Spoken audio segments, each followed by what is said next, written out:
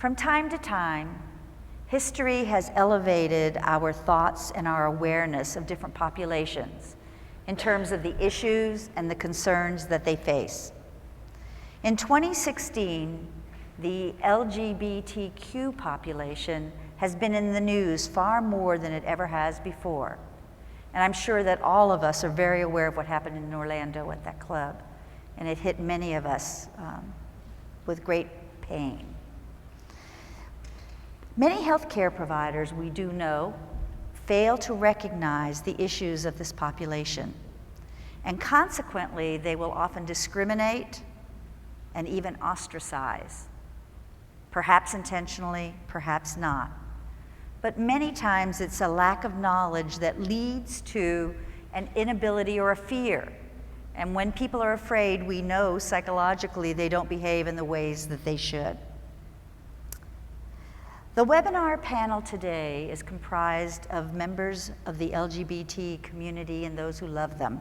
They're very involved with them. They come from many different walks of life.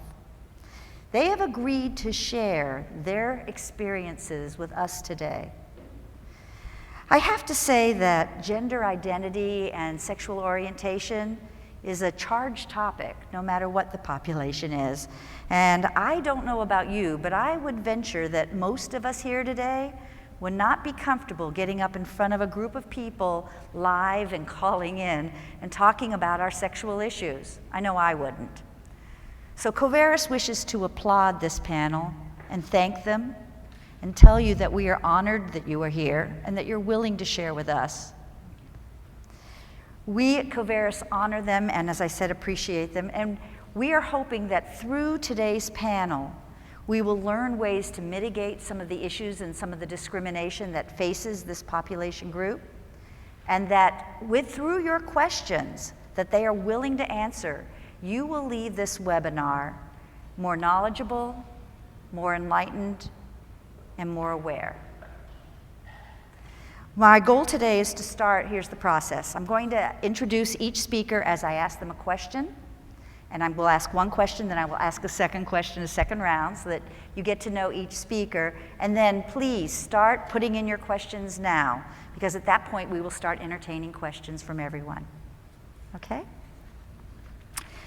To my immediate left is Sue Boisvert. And let me introduce Sue Boisvert to you. Susan Boisvert, BSN, CPHRM, is a senior risk specialist at Coverys. She is responsible for providing on-site assessments and risk management services to insured physicians, hospitals, and facilities in Maine, Massachusetts, and New Hampshire. Sue has more than 20 years of experience in healthcare leadership, including executive nursing roles as well as quality and risk management. Sue is the mother of a female-to-male transgender person. Her personal experiences, paired with her professional experiences, give her a unique perspective on the challenges associated with access to appropriate care for transgender individuals. And Sue is going to answer our first question. Thanks. So Sue, as a mother and as a risk manager, can you talk to us about being the parent of a gender non-conforming child? Sure. Gender non-conforming young adult. Now, so I'll talk about it from the perspective of finding out. So Em's freshman year of college, went off to school as Emily, and you know, you hope your kid's going to do really well in school, and he was doing well, but he just wasn't happy. And we knew he wasn't happy, and we were thinking, well, you know, is it because he's away from home, he doesn't like the school, whatever. We didn't know. And so he came home, and he wanted to have a serious conversation with my husband and I, and he told us that he was a boy and that he was going to transgender. And so I'm a mom, I'm a nurse, I'm a risk manager, and I'm a cis het. So I my first response was as a mother, and it was like, oh my gosh, what did I do wrong? Of course, all about me. And then my second response was as a nurse.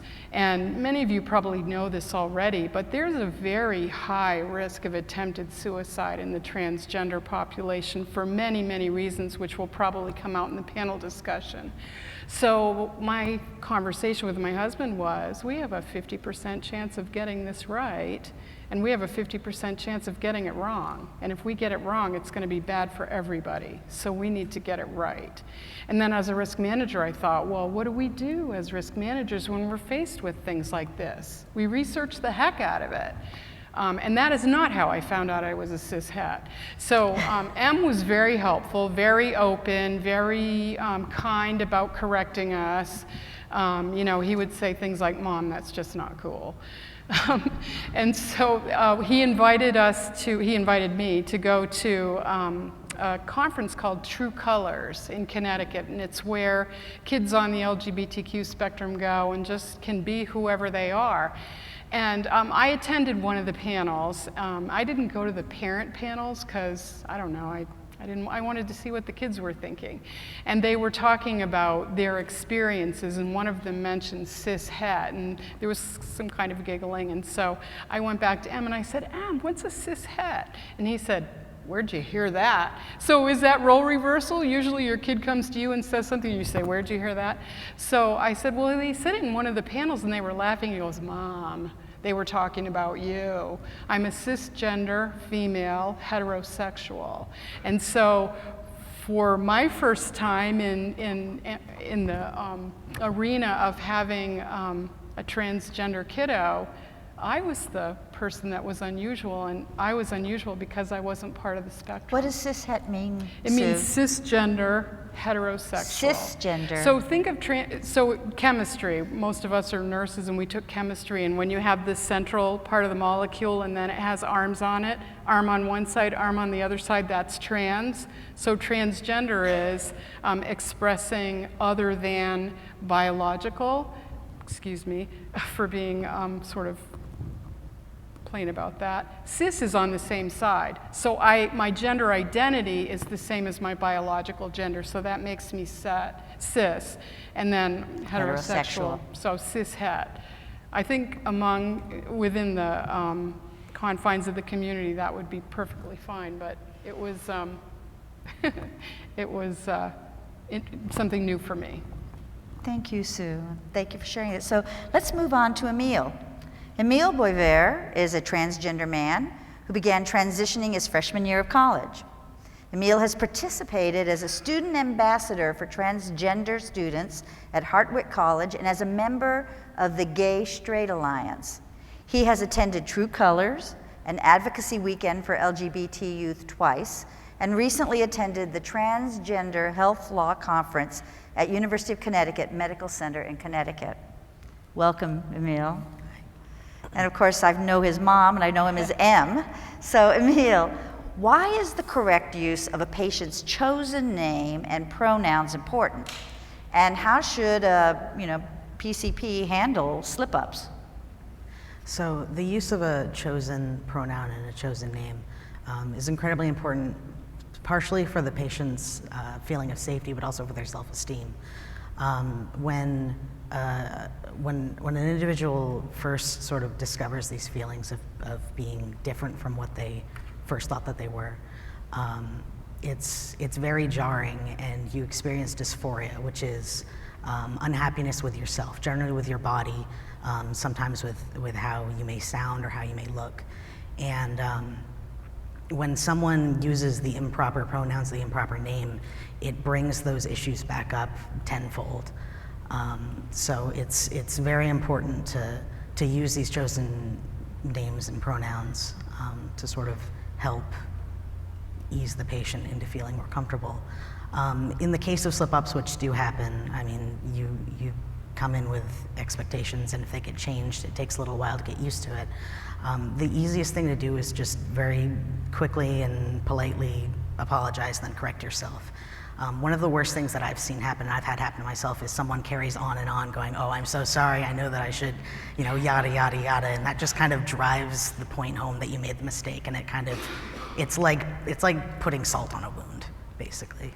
So it's very important to just very politely say, oh, I'm sorry, and then correct yourself. So sort of keep it light. Yeah. Just kind of like, yep, I made a mistake, sorry about that. Yeah. Keep going. It's to sort of put it into perspective, it's like if you walk into someone who's a cancer patient, you go, what's eating you?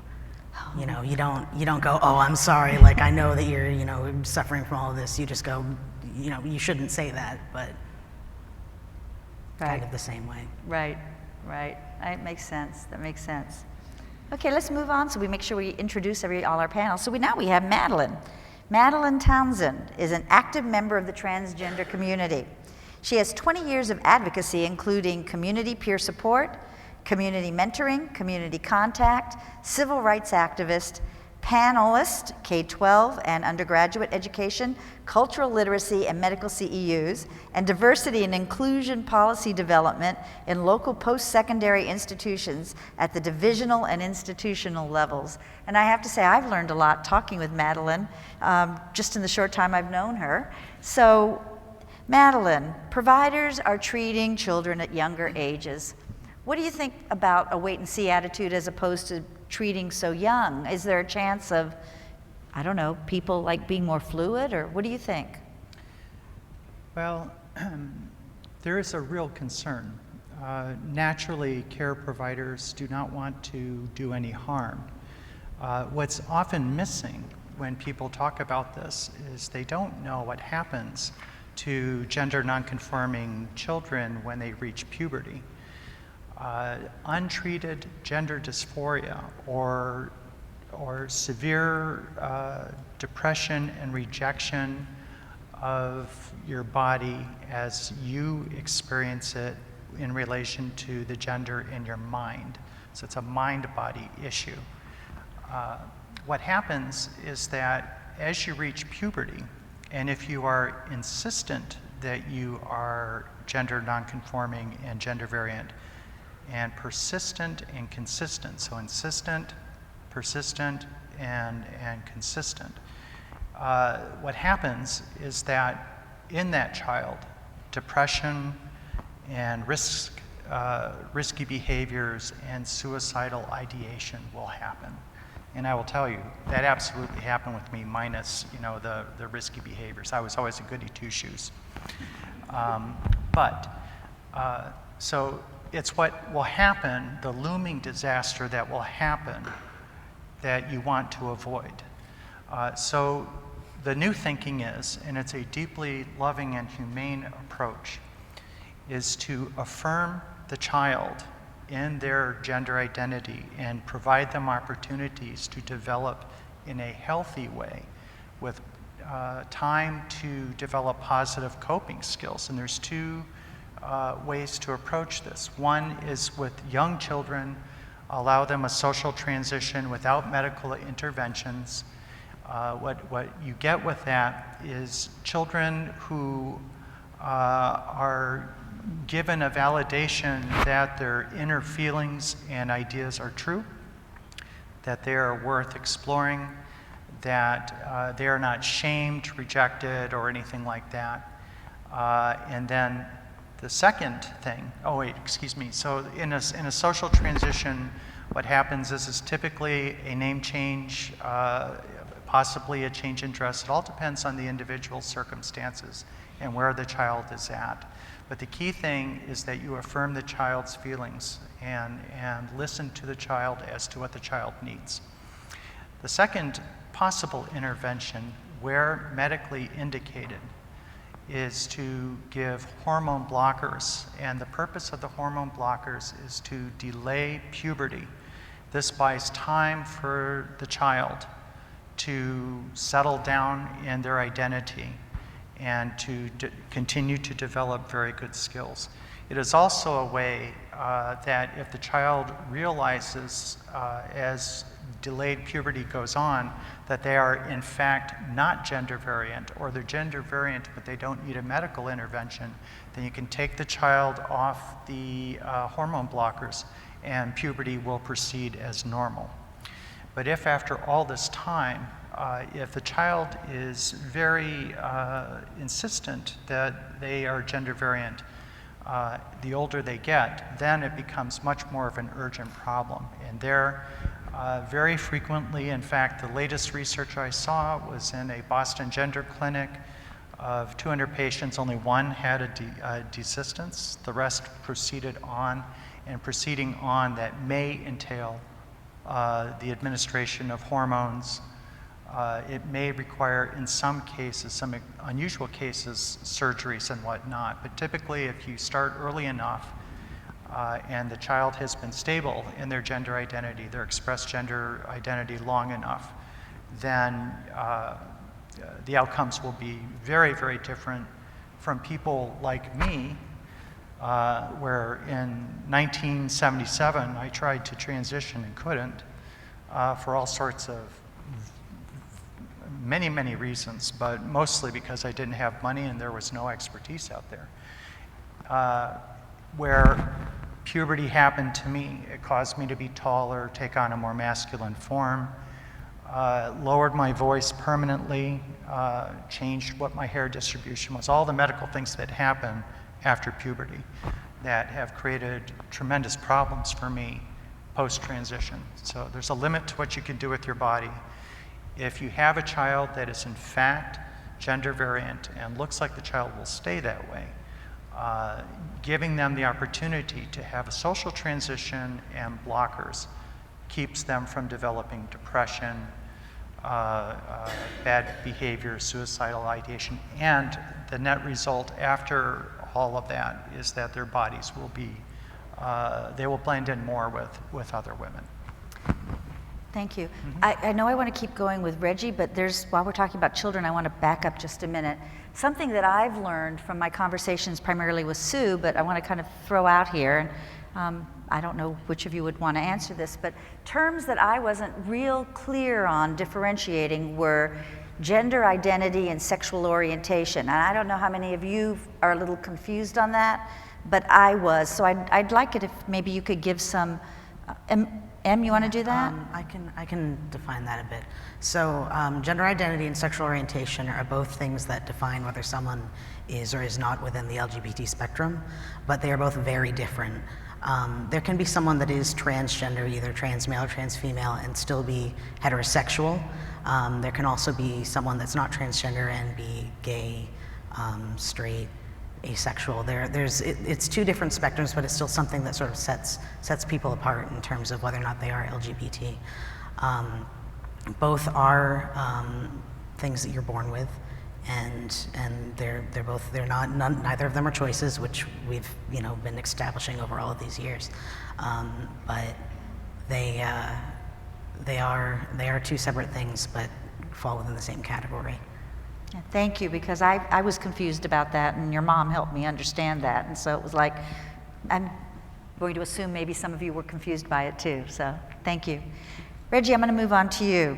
So this is Reggie Calcagno, JD. Did I say it right? Yep, got it right.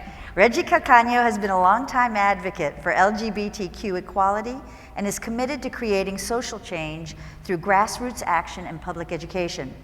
Most recently, she worked on a project aimed at decreasing transphobia and homophobia throughout Cuyahoga County in Ohio.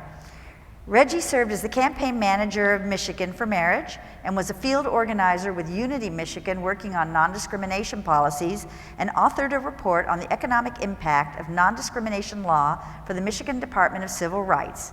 She holds a law degree from the John Marshall School in Chicago, Illinois, and a Bachelor of Arts from Skidmore College in Saratoga Springs, New York. Reggie currently lives in Michigan with her wife and 2 dogs. So Reggie, one of the questions that we talked about you asking was, we seem to have patients, just generally patients, that are gender non-conforming, but they aren't talking about it. So how can I tell if someone is transgender?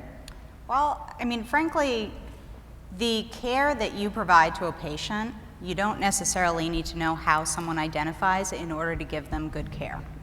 And the questions that you would be asking a patient are the same questions that you would be asking of anyone. What name do you prefer to be called? How would you like to be addressed? Why are you here today? If they're presenting with a broken arm, do you really need to know?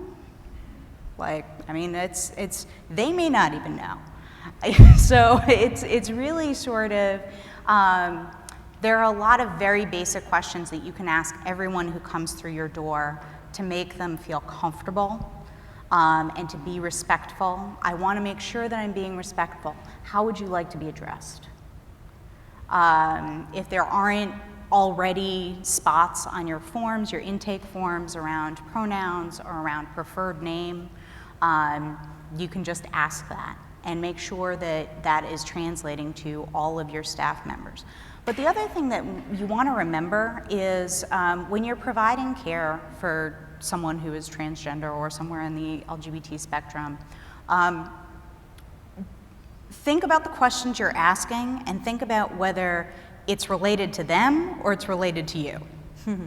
Are you asking them this question because you need to treat them and there's something that some bit of information that they're going to give you that will in fact help or improve their treatment?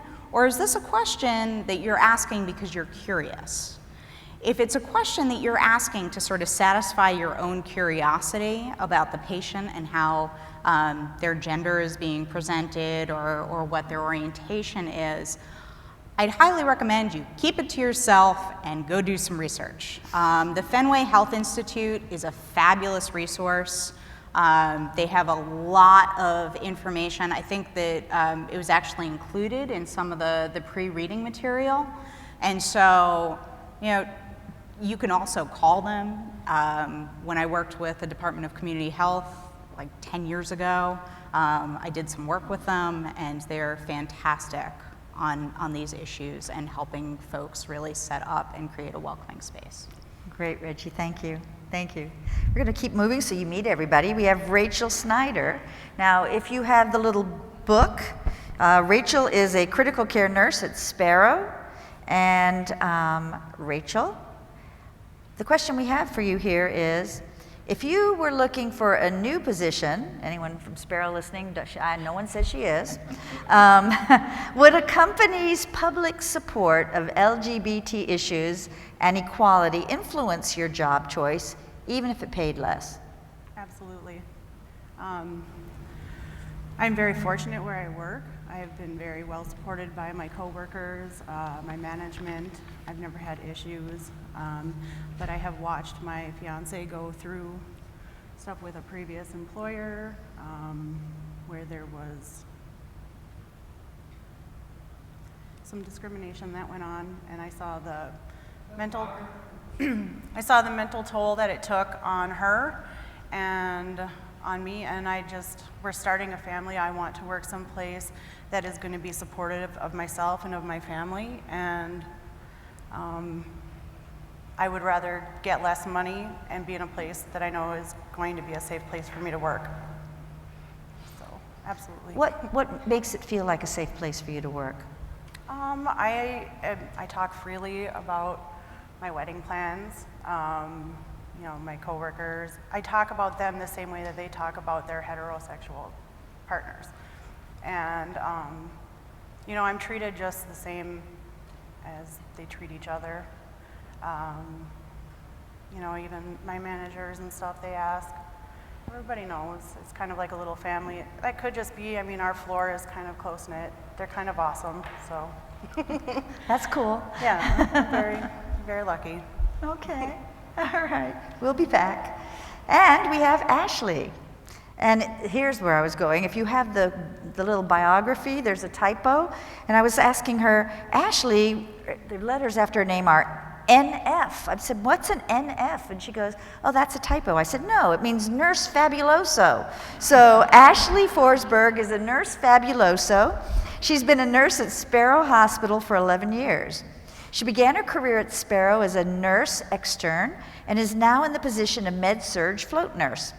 As a Sparrow nurse, she has represented nursing in a variety of roles: UBC co-chair, UBC chair, BAT member, grievance rep at large, legislative liaison, and a magnet champion. Ashley has past served as a member of the Sparrow Bylaws Committee, the Associate Health and Safety Committee, and the MNA PAC Chair and Treasurer, the MNA Congress of Public Policy, and MNA Board of Director Member of Large, and the MNA Congress of Nursing Practice. Ashley was named as an honorable mention for the Nurse of the Year in 2010, and by MNA as the Nurse Hero of the Year in 2010. Ashley is currently pursuing her Bachelor of Science in Nursing at Chamberlain College of Nursing. So Ashley. Wondering how I did all of that stuff. Well, you're a nurse fabuloso, so this is good. Okay, here's a question. More than 90% of LGBT participants in a survey completed in December 2014 stated that they had been harassed and or discriminated in the workplace. Does your employer include sexual orientation and or gender identity in their non-discrimination policy, and would you speak to that? Yeah, like Rachel, I work at Sparrow as well, and we were talking about this. Sparrow, in their non-discrimination policy, handles sexual orientation, but they don't address gender identity.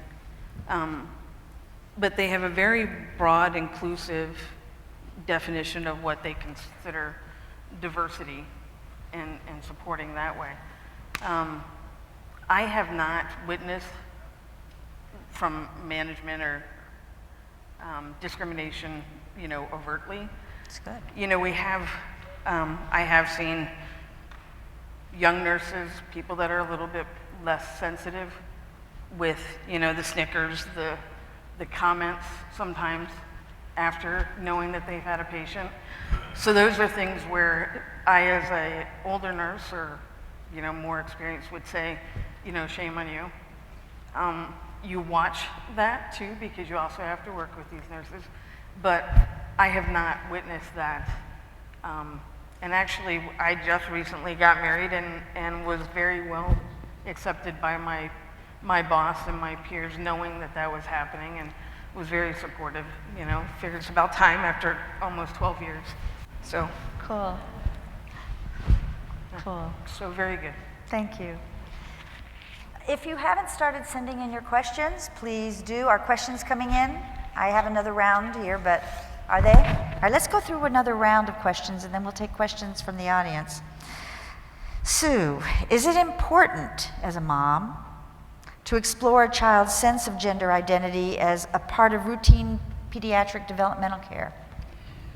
So the short answer to that is, it is. The longer answer is, how do you do that? And how do you do it when the parents may not be open to that investigation? With younger children, it's more difficult because there's not an opportunity always for the provider to communicate with the child without the parents present. As they get older, there's always the, mom, you can come in for this part, and then we're going to have you step out and we're going to finish up. So for younger children, sometimes you can tell, but pediatricians are really good at identifying things like that. The short answer, I guess, or the way to approach it with younger children, is to ask the parents and the child if there's ever a time that that the child behaved differently than what the mom and dad expected, or to the child, do you ever feel like someone other than you are, or do you ever want to be somebody that you're not? And with older kids, the conversation is similar, but it's without the parents present. And the reason that it's important to do that is because, parents need to know and kids need to know. And so from my perspective with them, looking back, it was pretty obvious. I mean, never wanted to wear skirts or dresses, really wasn't all that interested in hanging out with girls, really liked typically boy things, but as a parent you think, oh, just a tomboy.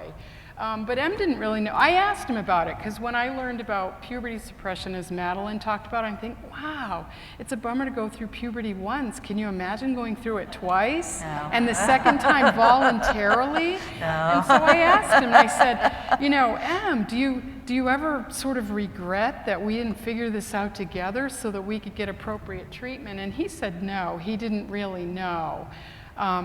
So yes, it's important for it to be explored. It's not easy to explore. Pediatricians and all physicians need to become very knowledgeable about patients that are on the spectrum, and how to ask questions and how to have those conversations, and they need to be ready to answer the questions. You know, it is true that for most things, gender doesn't really make that much of a difference, but here is a transgender male who actually presents as a male and passes as a male, but has female reproductive organs. And those female reproductive organs need to be taken care of, and he needs to have appropriate primary care. Man, that's got to be handled with some finesse. And so it's important in pediatrics, it's important in adolescents, it's important in, you know, adults, and it's important in geriatric patients. Yeah. Sorry, I took advantage of that question a little. It's okay. That's good. So, Em, I'm going to ask you what I think is a hot question right now, and I'd love your perspective as a young trans person, which is, why is it important to allow trans people to use or any people to use the bathroom of their gender choice? And there's been stuff all over the newspaper, so we know it's a hot topic, but why is it important? So the short answer to that is safety, both for the person, both personally for someone's mental health, but also in the general public. You know, I'm fortunate enough that I pass really well. If I go into the men's restroom, I'm going to pass well. If I was somewhere, say like North Carolina, where they would check my ID and check my birth certificate and go, oh, you're a female, you have to go into the female restroom, obviously that would cause some issues. I mean, if you saw me walk into the women's restroom, wouldn't you be a little freaked out?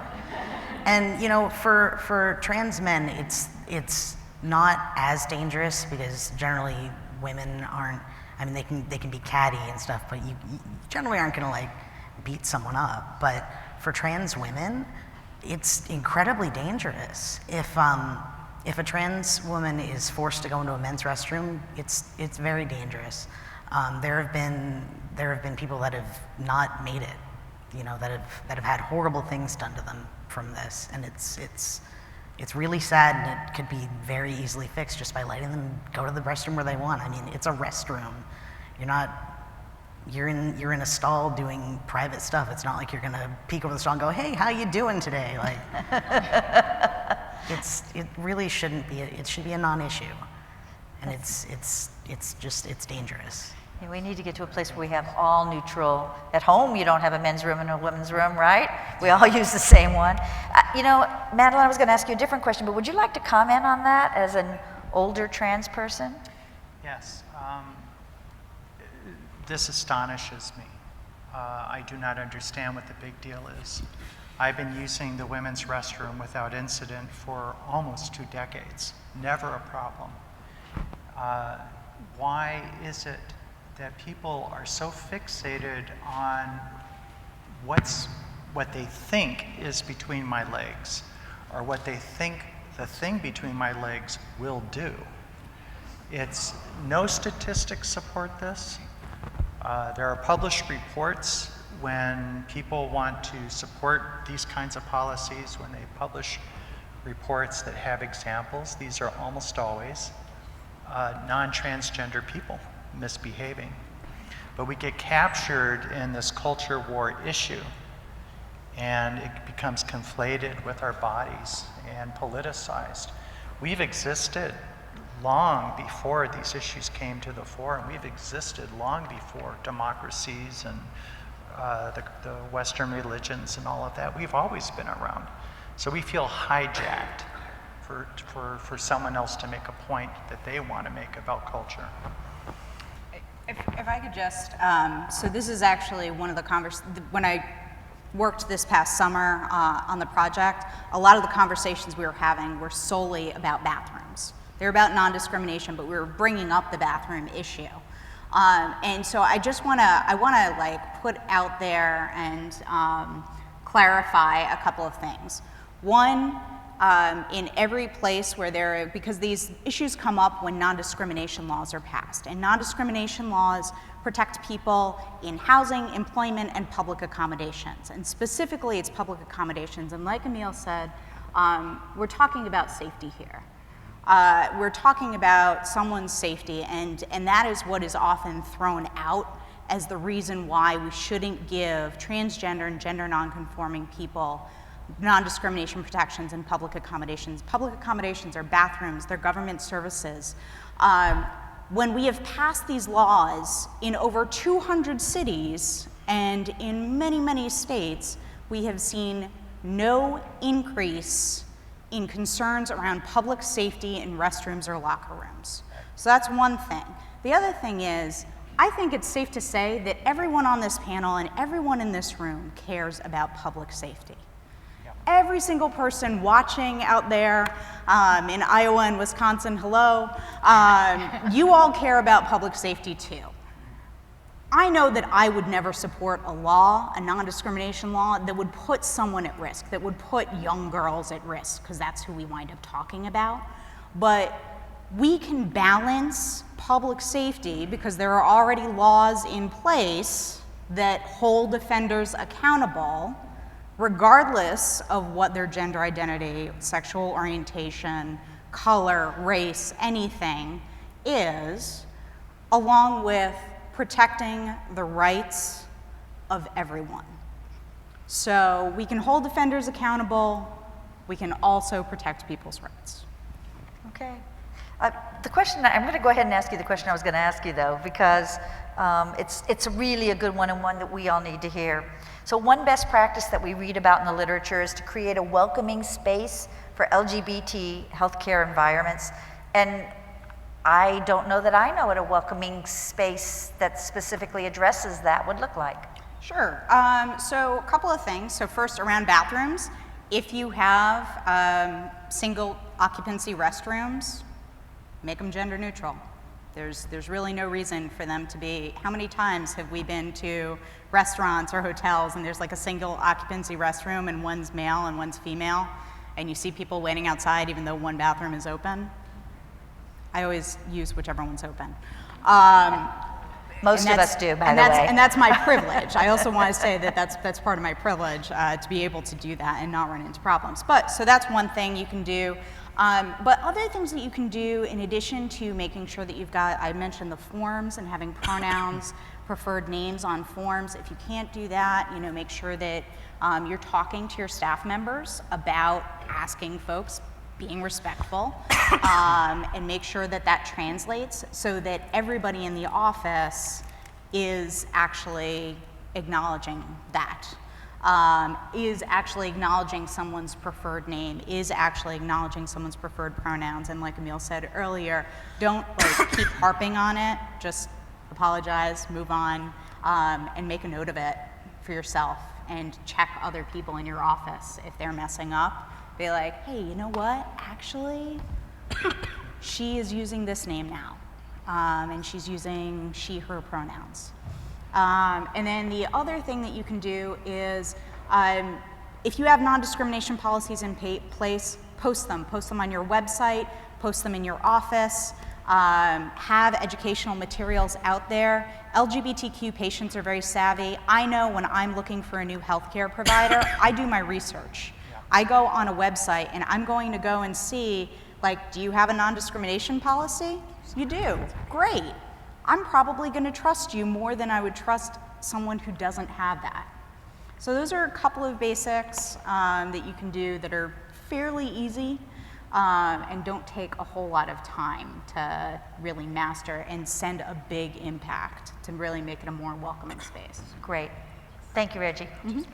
Rachel, I'm going to ask you a question now. As a caregiver who happens to be a member of the LGBT community, what fears, if any, do you have in regards to patient care, in particular with female patients?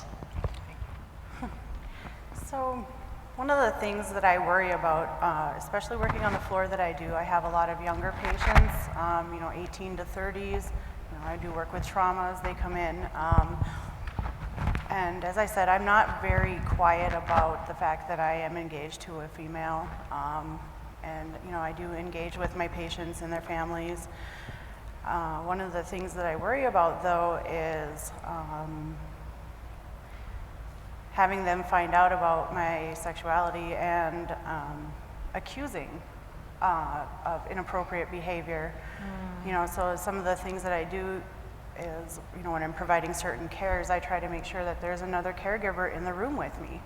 And like if I have to bring a patient to the bathroom, because oftentimes they're not able to go by themselves, I try to make sure that there's another caregiver in the vicinity just so that nothing can be said or done. Not that I would do anything inappropriate, but with the way that some people are still not very accepting of same-sex couples.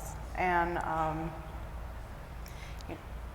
it's one of my biggest So you fears. fear that you need to take extra precautions to protect yourself from accusations of inappropriate behavior. Correct. And I mean, it's the same with some of my male counterparts. They do the same thing with their female patients. Yeah, So, yeah, it's a big worry. yeah, yeah, yeah. Thank you. If you guys want to get ready to ask, what's that? Okay, one more question here of Ashley, and then we'll let you do your questions. They're gathering up, huh? Okay, great. Ashley, more than 90% of, wait a minute, wait. Here's the one. Hospital administrative software and databases are difficult and expensive to change. Why should it matter to go to all the trouble of changing gender markers when we know they refer to the same individual? Can't we just annotate the status in our notes? And I want to make a comment that I went to my doctor's not long ago, and I was asking as I was prepping for this, like, what do you do? And it was like, oh, nothing. I was like, whoa. What is your feeling about that? My feeling is not doing it is disrespectful. Okay. I mean, notes to me can be lost or deleted. They're not stored. Yep. And one of the things that we're doing with EHRs and everything is to do and capture evidence-based research for our practice. So without having some way of denoting, gender identity and how the patient identifies, we're doing them a disservice. We're not being able to provide the care that we should provide. Yep, makes sense to me. Thank you. All right, well, we have audience questions coming in, so Andrea and Heidi, if you wish to please start to ask us questions. Be sure the microphone is on. And this ties a little bit into what Sue had touched on here previously. I've had several providers with concerns regarding how to identify transgender patients in the medical record.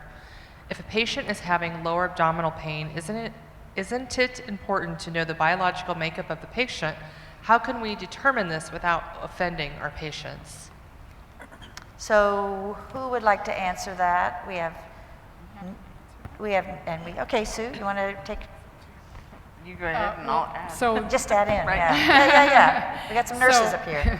So it is important. It is important to have the biological gender and the identified gender, and there are a number of different ways to do that. Fortunately, the Fenway Institute, I'm not sure who brought it up, Reggie, has been working very hard with a lot of experts in the arena of LGBTQ care, and coming to an EHR soon to an EHR near you are the Fenway guidelines on sexual orientation and gender identity in the medical record, but that's not here yet. So it does need to be included in the record. It needs to be included in the record somewhere where everyone can see it. And so quite often the nickname field is used. And so there's not a place to put pronoun either. There's not always a place to put preferred name, especially if legal name change hasn't occurred. So you can use the nickname field for preferred name, preferred pronoun, and gender identity. And then the patient, you can work with the patient on how they want that reflected, because there are a lot of different gender identities. back to the whole safety issue and what being welcoming to patients, one of the things that you can do when you ask the patient what you prefer to be called, the other thing you can do is ask them, what's your preferred pronoun? To a person who is not on the spectrum, they're going to say, I would say she, and I would think, okay. But to a person to whom pronoun is really, really important, you have just sent them a very strong message. You're safe here, we understand you, we know how important pronoun is, and if the pronoun is different than the person is presenting, then you know that they're a transgender and you don't have to say, what's your biological gender, what's your gender identity, unless they use a neutral pronoun, and then sometimes that's a message in itself. You want to add in here?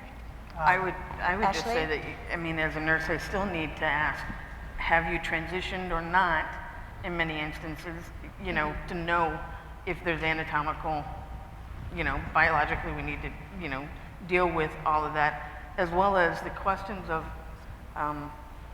like, are you taking hormones and stuff? A lot of people don't think hormones are an active, you know, prior to admission medication, but they can impact some of the treatments. So those are all things too. Okay.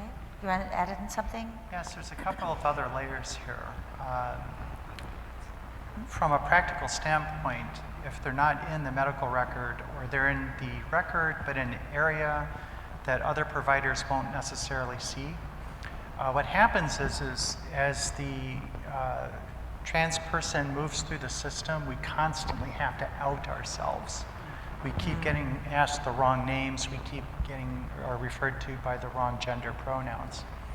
And it's not just frustrating, it's potentially dangerous. And often it is done in waiting rooms. Often it is, it gives people in our community, what happens is we become much more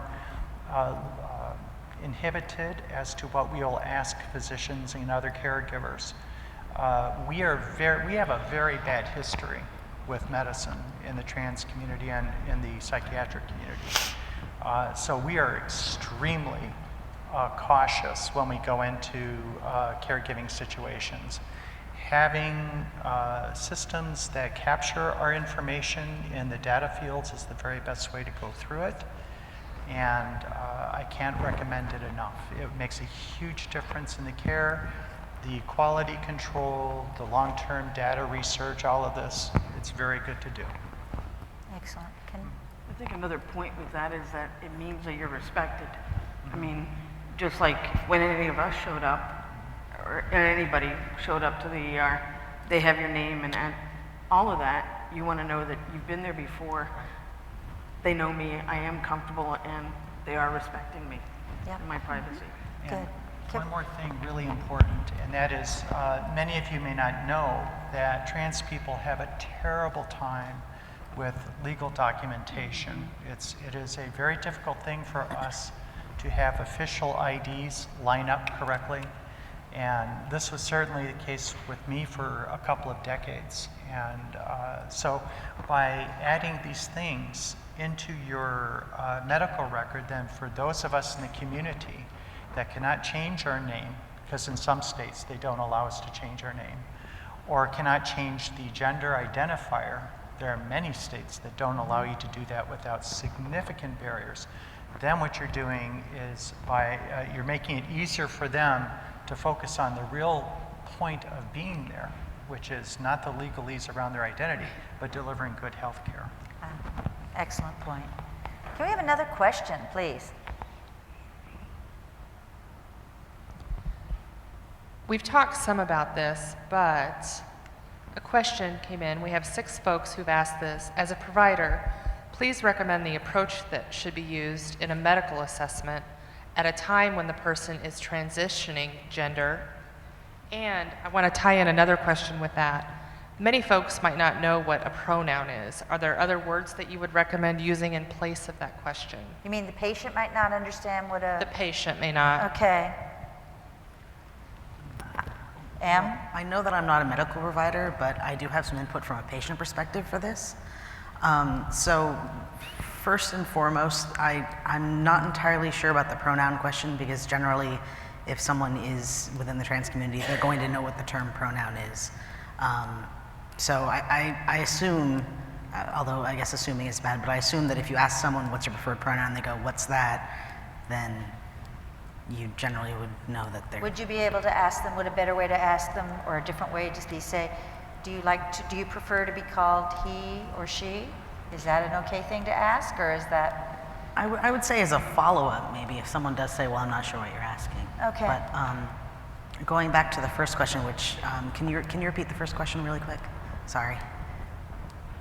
As a provider, please recommend the approach that should be used in a medical assessment at a time when the person is transitioning gender. Yeah, so I know I'm not a provider, but I actually do have a bit of something sort of pertaining to that. I've had both very positive experiences when it comes to medical providers that are addressing me to know my medical history and sort of getting to know me. I've had both positive experiences with that, and I've had very negative experiences. And I think a big part of it is how someone goes about asking questions, because there are questions that you need to ask that would be uncomfortable for a transgender patient, especially when it comes to their biology. But there are ways to do it that are appropriate. One is in the terminology that you would use to refer. I'm going to give a specific example here. Is terminology to refer to a specific provider that you might send them to for extra work. So I have to see an endocrinologist for my hormones, and the closest endocrinologist that we have where I live in Portland, Maine, is also a gynecologist. So they're a sexual reproductive health physician. The word gynecologist is kind of not what you want to tell someone. I had a medical provider actually tell me, well, I know a gynecologist that you can go see for your hormones, and you know, they can check all the other stuff too. And that's, while in a way what they were saying, I don't think they meant to be harmful. It is harmful because, once again, it sort of brings back the feeling of the fact that your body isn't correct. And it has lasting effects. So you really need to be careful about how you use your terminology. So I won't take up the rest of the time if other people that are actually... Madeline? I heartily recommend. You see, the thing is you can't read minds. So at some point, the words have to get out there, okay? It's just a strictly practical issue. So in recent years, the trans community has been working on giving more information for caregivers. You have to tell them right up front, hey, this is what's going on, so on and so forth. And usually that'll get people over the hump. However, for caregivers in a situation where they're not quite certain if their patient is undergoing a transition, what I recommend is saying something along the lines of, well, you know, a lot of people are coming from different cultural practices. No, I'm sorry, that's just too, sorry. I'm trying to do this off the top of my head to solve a problem here. What I'm suggesting for the provider to do is to lead into it gently by saying, hey, you know, I noticed that from your history that there's this, and that. Would there also be some of these other things affecting you? Can you tell me a little bit about that? Wade into it gently, leave an opening. But don't let the opportunity pass not to clarify whether you need to know something about your patient that may affect their health outcomes down the road. You have to know if you're dealing with a trans woman, you have to remember they have a prostate. Trans men may have leftover breast tissue. They may have internal organs that are still present. The rule of thumb, and this is what we recommend to the trans community, is if it's inside you, if it is a part you have, make it a point to tell your care provider, because it is something that is still in your body that still has vulnerability to disease processes and whatnot. Don't let the barrier of communication stop you, but I couldn't agree with Emil more. tone deafness and cultural insensitivity will not help that process. So you have to be very gentle about it. It's okay to tell the patient that you don't know. We're expecting you to say this because almost all of us have to teach our caregivers how we are as a community and how our bodies are. Let me just throw a question out real quick while they're getting the next question up.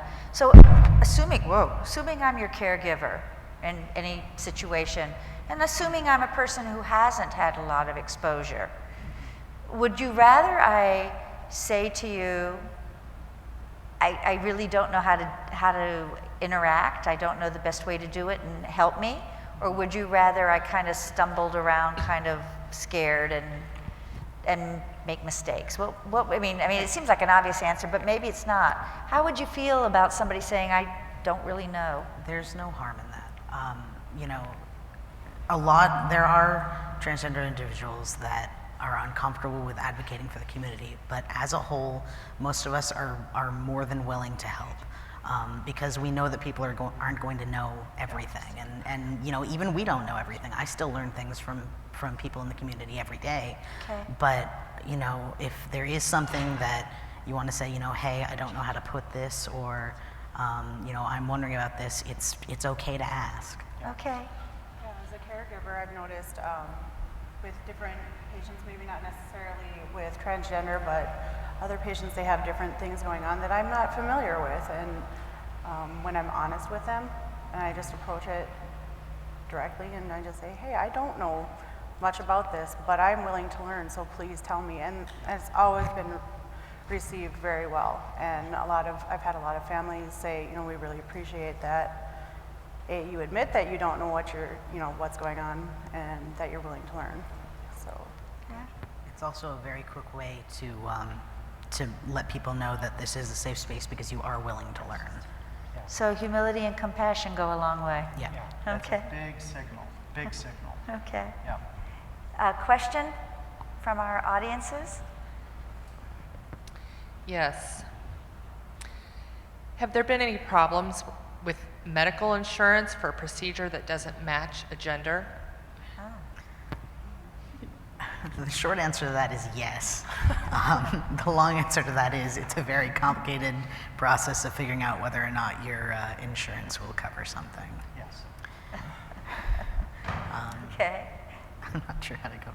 So to expand on that, in my own history, I've been denied health insurance coverage for routine procedures 3 times.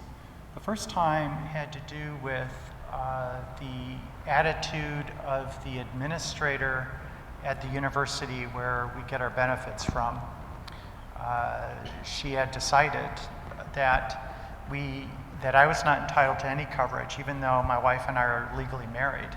We became unmarried when they changed the system through, so we became converted into a domestic partnership, even though we were still legally married.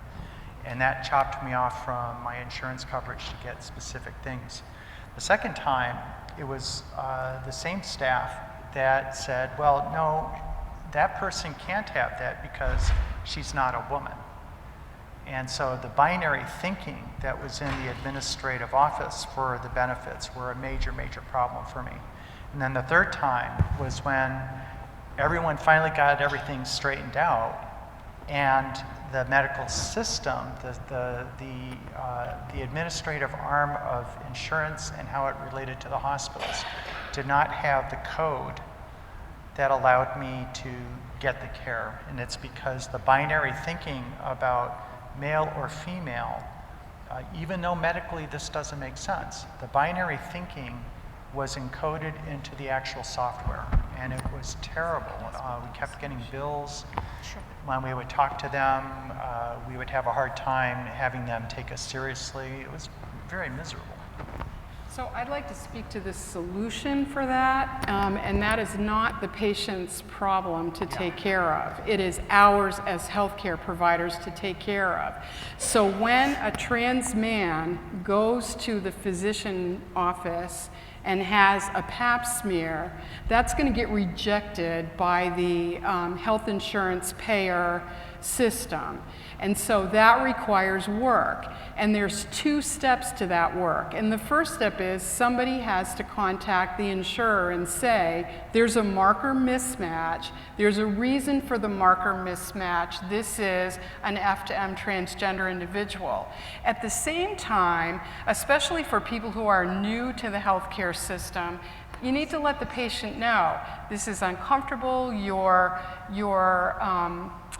claim may be rejected because your gender identity is different than, the test doesn't match your gender marker. And so if that happens, please let us know. We'll be happy to assist you in that.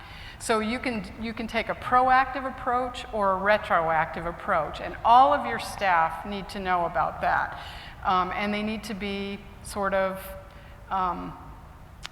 it's a responsibility to advocate. And what Madeline went through with sort of being punished for how she is should not ever happen in healthcare. Regardless of your personal feelings, they have a right to healthcare. Some states are better than others, some states it's a non-issue, but healthcare it's very difficult for transgender individuals to get appropriate health care and to get it paid for. And also on the LGBT spectrum as well, there's discrimination. Yes. So we need to advocate. Yes. Beautifully put. That's very well said. Thank you, Sue. And I think, Sue, this question ties into somewhat. How do you go about addressing changing the electronic medical record after someone transitions? So, some of our nurse folks here? Well, I mean, I'm not an informatics nurse, so maybe down the road, but I would think that it would be something as simple as adding a field or adding, a field of that change to show the history chronologically somehow as well. And capturing that, I can't imagine that would be such an, astronomical thing. Shouldn't be. It shouldn't be, right. Even if it's just adding a different definition to the gender field of, male, female, Z. I don't know, I'm just throwing that out. But something as simple as that is just common sense and making something consistent so it gets carried to all EHRs. Rachel, you want to comment on this, or? Yeah, I'm not very technologically good when it comes to the computer stuff, but I agree with you in that I don't see why they can't add something as far as an extra field or something. They're making updates to them all the time, and I don't see with something as important as that. It's all about providing sound patient care. And consistency. Yeah, and I don't understand why you wouldn't, as an employer or a system, I don't know why you wouldn't do that. So it seems from a basic level, it seems very logical.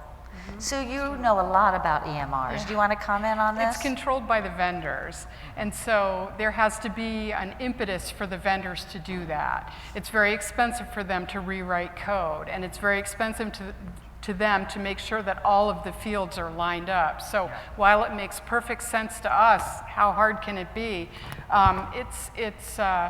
It's challenging, and that's why the federal government has had to intervene. And sexual orientation and gender identity were affirmed in the 2015 meaningful use criteria, and they're part of the 2017 interoperability standards. And vendors have been they won't be certified health information technology if they don't implement the sexual orientation and gender identity markers, and that will take care of this issue. But it's how many years has it taken, and we're still not there yet. We're getting closer. So in the short run, we have to do things like use a field that is identified and everyone in your organization knows about it. And who was talking about binary? Was it you, Madeline? Yes, or was it? Madeline. So it's not male and female anymore. There are lots and lots and lots of different genders. So a solution from a cis perspective is to have male, female, female to male and male to female. So that solves part of the problem because that gives you the before and after. The issue is there are a lot of people that don't identify as either male or female.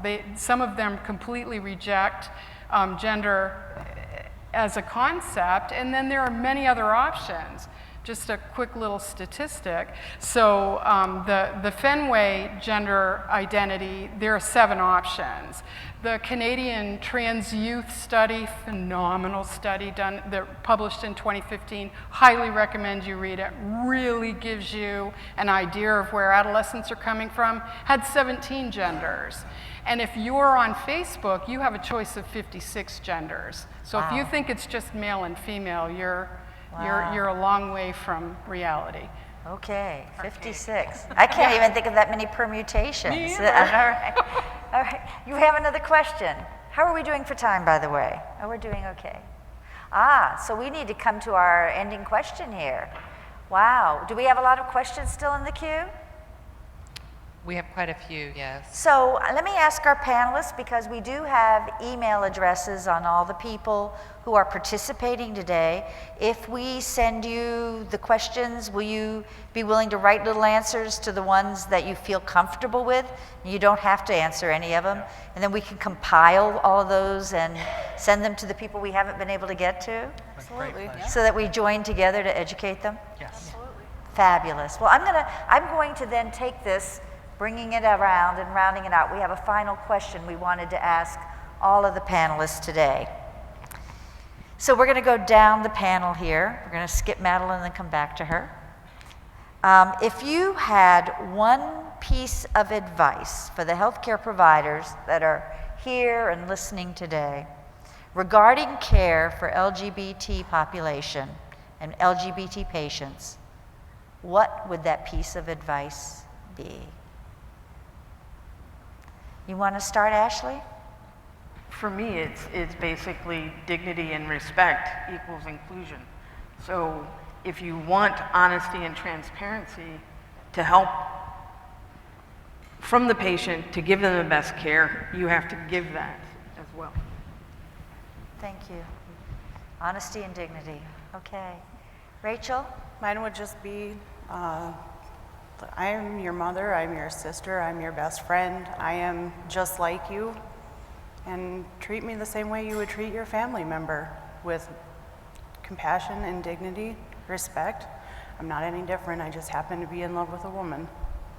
But I bleed the way that you do, I heal the way that you do, not any different. It's beautiful, thank you. Reggie? The best healthcare providers that I've seen have asked me open-ended questions and not pointed questions. So rather than saying, oh, I see that you're married, what does your husband do? Asking, so what's your relationship status? Asking very sort of open-ended questions. Don't make assumptions, because you don't know who's walking into your office. And as my fine co-panelists here have said, dignity and respect and compassion are always important. Thank you. Emil? So, going off of the not making assumptions, make sure that if you have something that you aren't sure that you know what you're doing, make sure that you find someone that does, or do the research. Because while you may think that you're doing something that's helping, you may be hurting them more. Excellent point. Sue? I want to talk about microaggression for a minute. I want to talk about eye rolling, not making eye contact, clicking noises with your tongue, sort of voce comments. If someone presents to you and you discover something that surprises you, you need to be very careful to keep yourself neutral, because you're going to scare them away. And I just want to give you a quick example. Em had to go to an urgent care center after a trip abroad because he had an infection. And he went in, and he's had a legal name change, he's had a legal gender change, he looks like a man. He was registering, and the nurse was collecting the information, and she wanted to know what medications he was on, so he said testosterone. big eye roll. That's not cool. Control your microaggression. Thank you, Sue. And Madeline, would you like to give us your piece of advice for Yes, thank healthcare you. providers? We know as a community that you have LGBTQ people in your families and in your community. They may be your colleagues, they may be everywhere. We know that. But that doesn't mean that you understand just how rich and diverse LGBTQ culture is. It is enormously diverse. To give you an example, we say in our community, if you know a trans person, you know a trans person. Because whenever we get into a room, 2 people will go in the room and 3 opinions will come out. This is how it is. So the advice is, please appreciate that you may think you know something, but in fact not know something. So ask questions, and I love it how Emil puts it. Do your research, do not be passive, and please, while we're very helpful in answering questions, we are asking you to carry your load and research the community also, and you will find in your resources a number of listings, web URLs for a center of excellence or a major authority on comprehensive care, et cetera, please do go through those. And if you have questions, submit them, and we will make sure that you get the information that you need. Thank you. Thank you, Madeline. I'd like to start by saying thank you to our panelists. It really has been an honor, and we really appreciate it. And I think that I can speak for the audience here. Thank you. Yay to you. Yeah.